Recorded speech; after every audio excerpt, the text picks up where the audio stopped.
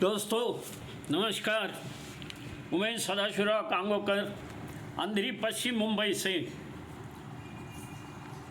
हमारे भारत देश की दिवाली संपन्न हो गई, नवरात्रि हो गई, फिर एक बड़ा इवेंट जिसको कहते हैं जो क्रिकेट वर्ल्ड कप 2023 वो भी गुजरात के नरेंद्र मोदी स्टेडियम अहमदाबाद में पूरा हो गया।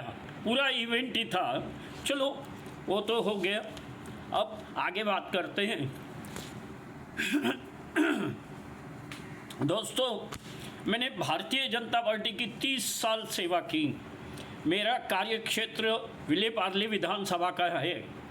भारतीय जनता पार्टी और शिवसेना की युति में लोकसभा हो, विधानसभा हो या कॉरपोरेटर का चुनाव, उस वक्त हम लोग साथ साथ मिलके लड़ते थे।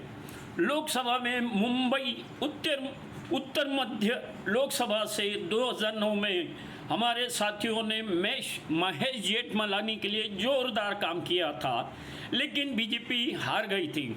फिर इसी रफ्तार से हम लोग काम करते रहे और 2014 और 2019 में पूनम महाजन को भारी मतों से जिताकर दिल्ली संसद भवन में भेजा था। अभी भी वहीं पे हैं।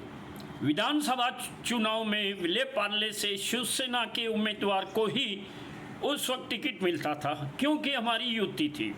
लेकिन युति टूटने के बाद 2014 और 2019 में पराग आलोनी जीतकर महाराष्ट्र विधानसभा पहुँचे।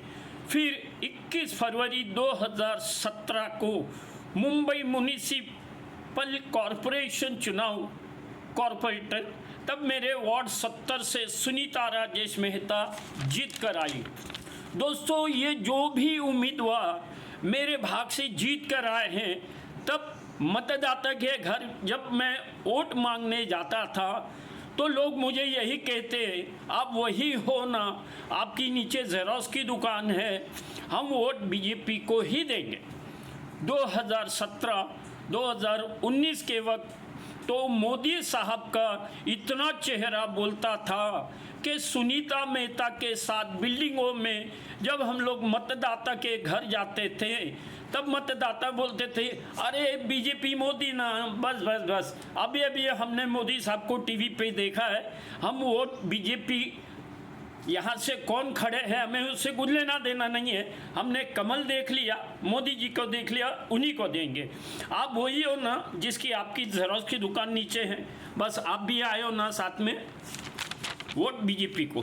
दोस्तों, अब वक्त बदल गया है क्योंकि पिछले 10 साल से खासदार पूनम महाजन ने अपना चेहरा दिखाया नहीं, फिर भी 2019 में भारी मतों से जीत कर आई। आज की परिस्थिति अलग है। आमदार पराग आलोनी, इनकी भी कहानी कुछ अलग नहीं है। स्थानिक लोगों से पूछो तो लोग इनको जानते ही नहीं है कि पराग आलोनी नाम की भी कोई एमएलए हैं।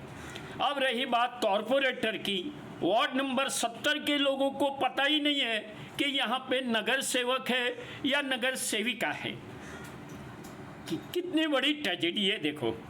अब तो ये माझी हो गई, गणपति उत्सव हो या नवरात्रि उत्सव, मंडलों में जाकर अपनी उपस्थिति दर्ज कराते हैं। दोस्तों, इस बार के लोकसभा 2024 चुनाव में मैं उमेश सदाशिवराव कांगोकर मुंबई उत्तर मध्य लोकसभा से चुनाव लड़ने वाला हूं। मैंने बीजेपी छोड़ दी है, वो भी मैं आपको बताता हूं। पिछले 2019 लोकसभा चुनाव में 20 प्रत्याशी खड़े थे। 2019 पूनम महाजन 1,30,000 मतों से जीत गई थी। जो 2014 का जो इलेक्शन था उससे ये 60,000 वोट कम से जीती थी। यानी अगर समझो कोई भी कैंडिडेट दोबारा खड़ा होता है तो उसका आलेख बढ़ना चाहिए या उतरना चाहिए, इसका 60,000 वोटों से नीचे आ गया। अब लोग मोदी का चेहरा भूलते जा रहे हैं, तो मैं प्रत्याशी रहूँगा। इस बार पूनम महाजन को टिकट मिले, अच्छा दूसरी बात, पूनम महाजन को इस बार टिकट मिलेगा या नहीं, इस बात की भी कोई शाश्वती गारंटी नहीं है। इस बार भारतीय जनता पार्टी को हराने का अच्छा मौका है। तो दोस्तों, मेरे मतदाताओं, मेरा चेहरा ध्यान से देखो।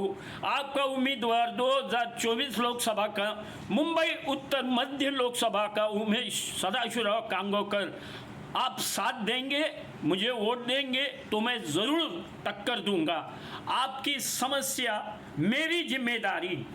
मोदी का चेहरा अब लोग भूल रहे हैं। धन्यवाद।